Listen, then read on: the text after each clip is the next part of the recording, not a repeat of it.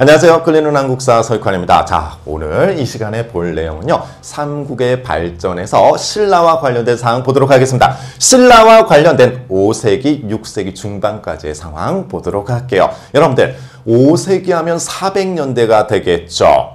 그래서 이 5세기의 왕을 일컫는 호칭이 있습니다. 대군장이란 뜻인 마립간. 그래서 여러분들 키워드 하나 드릴게요. 팁을 하나 드릴게요. 마립간이라는 호칭이 나오면 무조건 5세기가 된다는 거. 그러면 중요한 5세기의 마립간 2명을 보도록 하겠습니다. 그 한 명이 누구냐면요. 눌지 마립간입니다. 이 눌지 마립간 같은 경우는 5세기. 자, 여러분들 5세기는 누구의 전성기? 그렇죠. 광개토대왕 장수왕이 있는 고구려의 전성기가 되겠습니다. 그래서 이 눌지 마립간 시기에는요.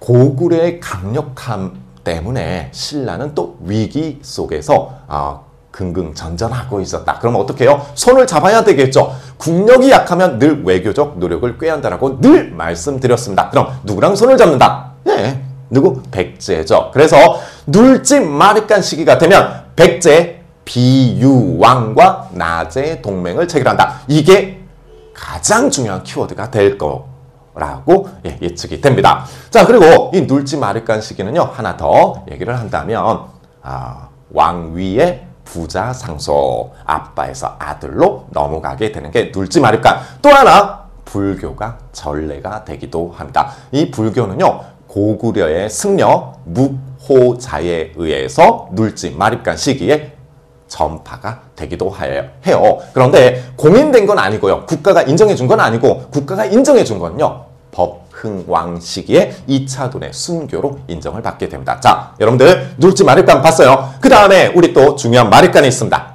소지 마립간이 돼요. 소지 마립간. 이 소지 마립간은요.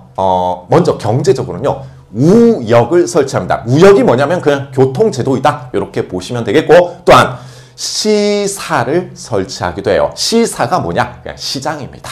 시장. 그래서 이 소지 마립간은 우역이고요. 우역 그리고 시장. 다른 말로 뭐라고요? 시사를 설치하는 경제적 내용도 잊지 마셨으면 좋겠고요. 그리고 아무래도 5세기다 보니까 고구려의 전성기잖아요.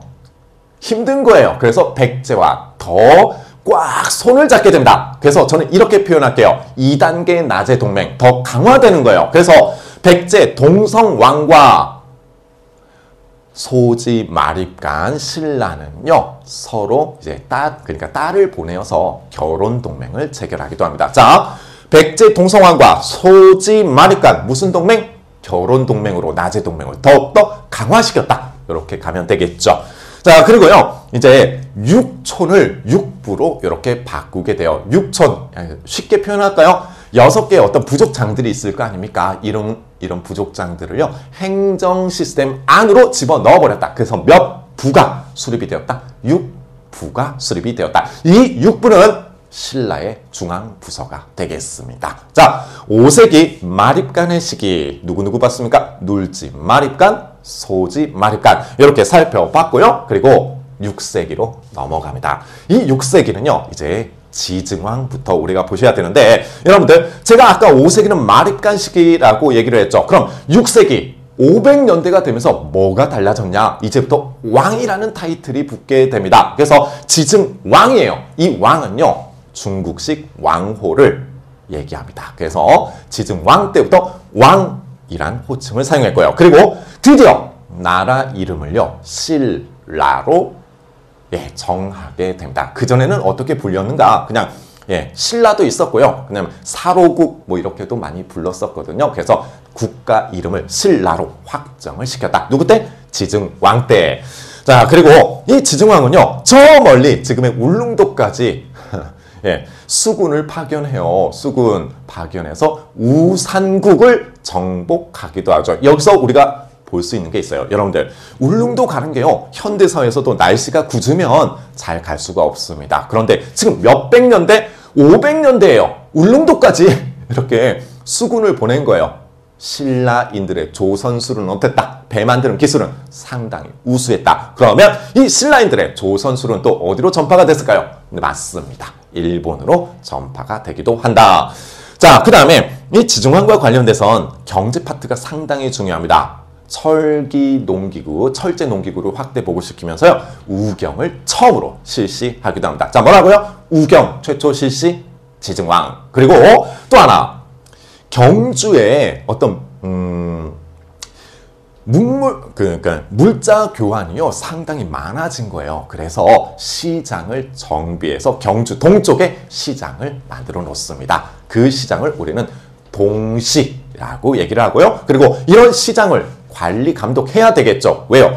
시장의 상인들은 늘 물건 가격을 올려버리잖아요. 그래서 이 동시, 이 시장을 관리하는 기구 동시전을 설치하기도 합니다. 자, 그리고 또 하나 있습니다. 지방행정 제도를 개편하는데요.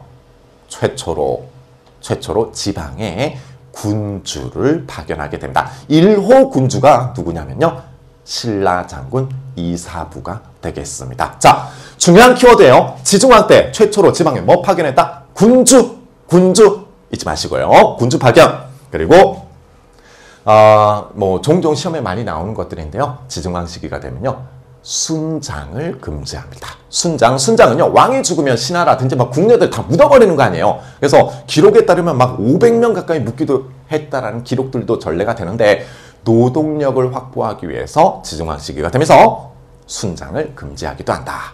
이해되셨습니까? 제가 지금 말씀드린 거 전부 시험에 요긴하게 사용이 되는 키워드들이니까 잘 보시고요. 그리고 저희가 또 PDF 파일을 올리고 있죠. 예, 올리고 있으니까 참고하셨으면 좋겠습니다. 같이 보면서 보시면 더 효율적이지 않을까 생각이 들어요. 그리고 이제 6세기 법흥왕으로 가겠습니다.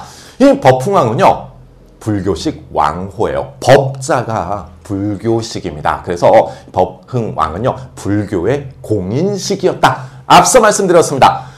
불교가 전파된 것은 고구려의 묵호자, 눌진, 마립간 때고, 이게 공인되는 건 뭐다? 법흥왕 때 2차돈의 순교로 공인이 된다. 되셨습니까? 불교식 왕호를 사용한다. 자, 그러면 이제 법흥왕의 어떤 내용적인 측면에서 한번 들어가 볼게요. 자, 최초로 중앙부서인 병부를 설치하게 됩니다. 뭐라고요? 병부 설치. 병부는 국방부다. 이렇게 보시면 되겠습니다. 정말 많이 나와요. 병부 설치, 법흥. 그리고 최초로 연호도 사용을 하게 돼요. 그 연호는 건원이란 연호까지 사용을 하게 됩니다. 자, 지금 제가 계속 최초 얘기하고 있어요. 최초, 뭐, 병부 설치, 또 하나, 뭐, 연호 사용, 건원. 그리고 또 있습니다. 율령을 반포하죠.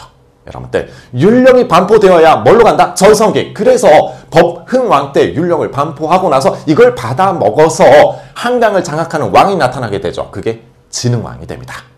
여러분들, 그리고 이제 법흥왕 때가 되면요, 상대등 제도를 설치하게 되는데, 상대등은요, 진골 귀족들의 짱이다. 다른 말로 화백회의 의장인 상대등 제도를 이렇게 마련하고요. 또한 이런 것들을 기반으로 골품 제도를 정비하게 됩니다. 골품 제도는 또 우리가 다룰 기회가 있겠네요.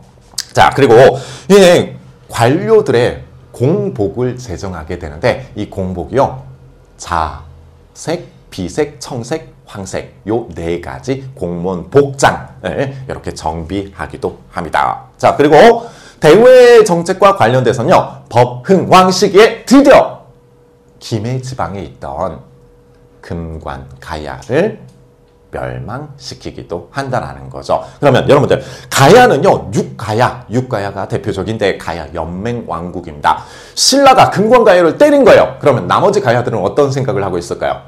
신라 저놈들 우리 치겠네. 맞습니다. 그래서 나머지 가야, 가장 대표적인 후기 가야 연맹 대가야는요, 이때부터 백제 쪽으로 외교적 노력을 꾀하게 되고, 또한 관산성 전투에도 백제 편에 서게 되면서 활약을 하게 됩니다. 됐습니까? 자, 그래서 우리가 지금은요, 신라의 발전과 관련돼서 5세기, 그 다음에 6세기 상황을 이렇게 한번 살펴봤습니다. 정말 메인이에요. 이쪽은요. 정말 메인이기 때문에 PDF도 참고하시면서 쑥쑥 들으신다면요, 각종 시험을 준비하거나 혹은요, 상식적으로도 상당히 좋지 않을까 생각이 듭니다. 자, 여러분들 다음 시간에 뵙도록 하겠습니다. 감사합니다.